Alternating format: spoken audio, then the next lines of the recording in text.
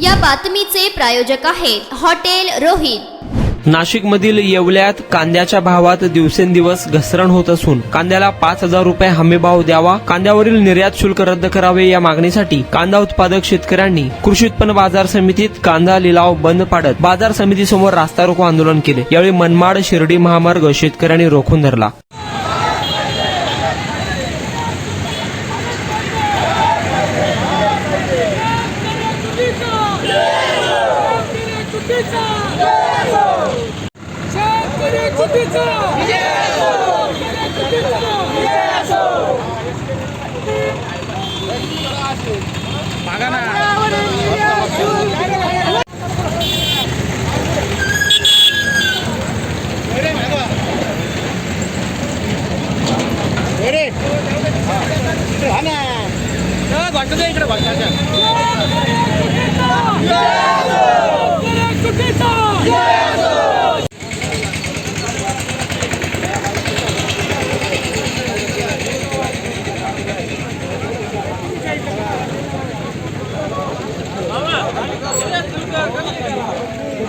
शेतकरी एकजुटीचा कांद्यावरील निर्यात शुल्क कमी झालाच पाहिजे।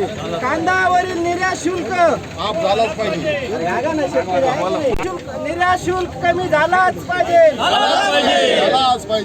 कांद्यावरील निर्यात शुल्क कमी शेतकरी एकजुटीचा शेतकरी एकजुटीचा केंद्र व राज्य सरकारचा केंद्र व राज्य सरकारचा चला, ज्या पद्धतीने तुम्ही रात्रीतून निर्यात बंदी करता तसं तुम्ही आज तात्काळ तुम्ही रात्रीतून निर्यात शुल्क कमी का करू शकत नाही, हे आमची प्रामुख्याने केंद्र व राज्य सरकारला मागणी आहे।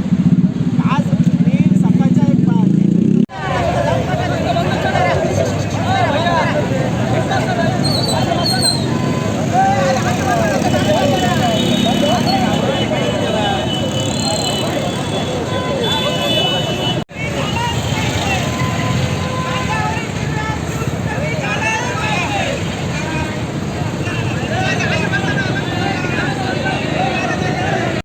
बाजूला सांगा ना, तहसीलदार येतो ना, तुम्ही बाजूला आम्हाला तहसीलदार हो, तुम्ही आम्हाला निवेदन द्या, आमच्या भावना तर तुम्ही भावना रस्ता मोठा हो, आमचे तुम्ही कधी घेणार ते सांगा आम्हाला। लोकप्रतिनिधीचं पाठवा, तुम्ही बाजूला व्हा ना, आम्ही बाजूला व्हायला तयार, आम्ही आम्हाला अडवायचं नाही।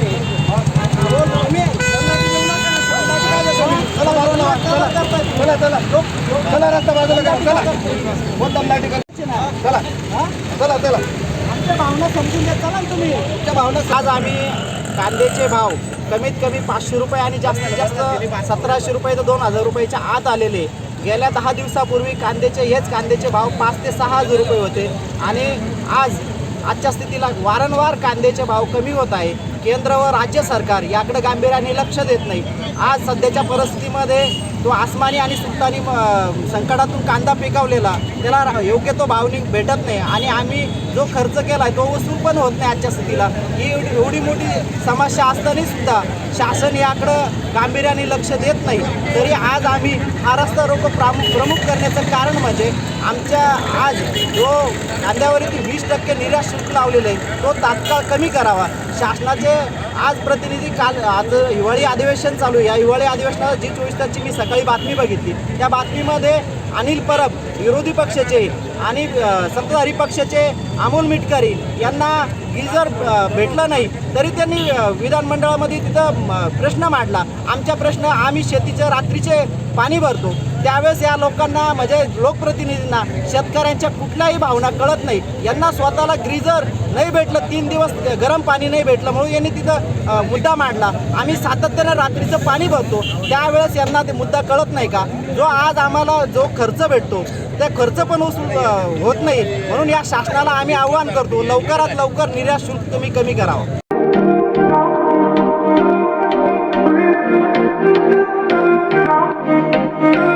सोलापुरात व्हेज नॉन व्हेज जेवण मिळण्याचं एकमेव ठिकाण हॉटेल रोहित। चवीला टेस्ट हॉटेल रोहितचे जेवण बेस्ट।